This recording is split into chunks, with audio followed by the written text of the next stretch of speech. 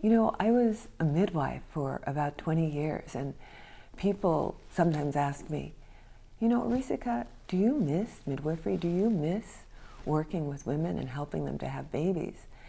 And I could always say working here, no, because I'm helping women give birth to a larger, more empowered self, that they are birthing themselves anew, birthing and rebirthing, that they're opening their eyes to the world of what is possible. I like to believe that students who come through my classes will be better able to engage with the other, whoever that other is, whether that other is different because of race, religion, national origin, sexual orientation. One of my students said to me after she graduated, she said, Arisika, I'm not the same scared little rabbit I was when I first got here.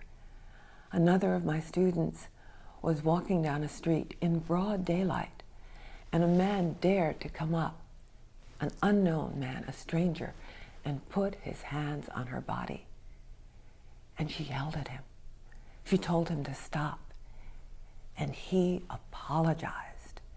And she said to me later, she said, I was empowered to do that, not to shrink and hide or run, because of the readings that I had come to in your class, because of the examples of what other women had done. When we hear the story of another person's mother line, when we hear the struggle of what happened to her ancestors as they came across the waters, as they worried about having to send a sick child back, and whether, as one Irish woman said, you went back with that child to where the people were eating grass, or you sent that child back alone.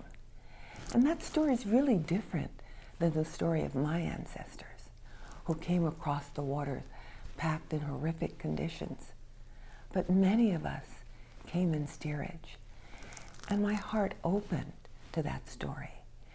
And I think that as we listen to the stories, we make connections heart to heart, hand to hand, mind to mind, and spirit to spirit across differences.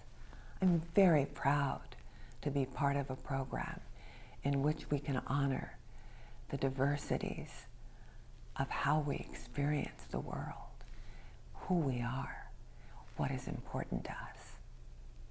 All of us know best our own oppression, and we need to come together as allies, not as supplicants, with others who want to stand in solidarity with us to make the changes that make the world better for all of us and our descendants.